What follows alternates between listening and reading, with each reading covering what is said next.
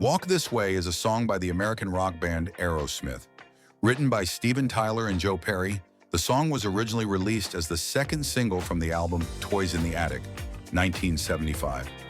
It peaked at number 10 on the Billboard Hot 100 in early 1977, part of a string of successful hit singles for the band in the 1970s.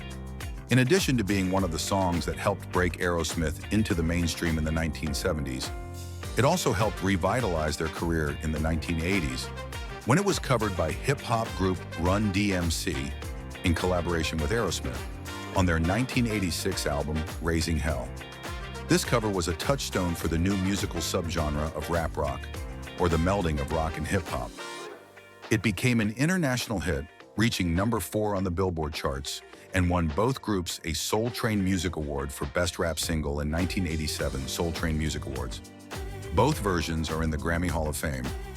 The song starts out with a 2-measure drum beat. The song continues with rapid-fire lyrics by Steven Tyler. In December 1974, Aerosmith opened for the Guess Who in Honolulu. During the sound check, guitarist Joe Perry was fooling around with riffs and thinking about the meters, a group guitarist Jeff Beck had turned him on to.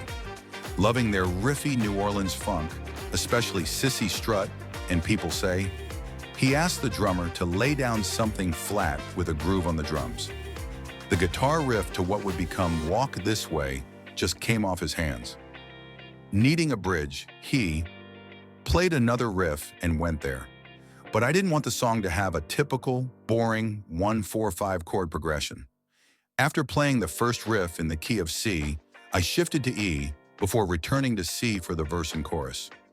By the end of the sound check, I had the basics of a song.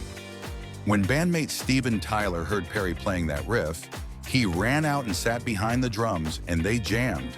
Tyler scattered nonsensical words initially to feel where the lyrics should go, before adding them later. When the group was halfway through recording Toys in the Attic in early 1975 at Record Plant in New York City, they found themselves stuck for material. They had written 3 or 4 songs for the album, having to write the rest in the studio. They decided to give the song Perry had come up with in Hawaii a try, but it did not have lyrics or a title yet.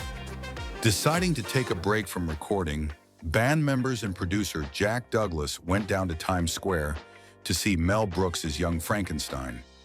Returning to the studio, they were laughing about Marty Feldman, telling Gene Wilder to follow him in the film, saying "Walk This Way" and limping.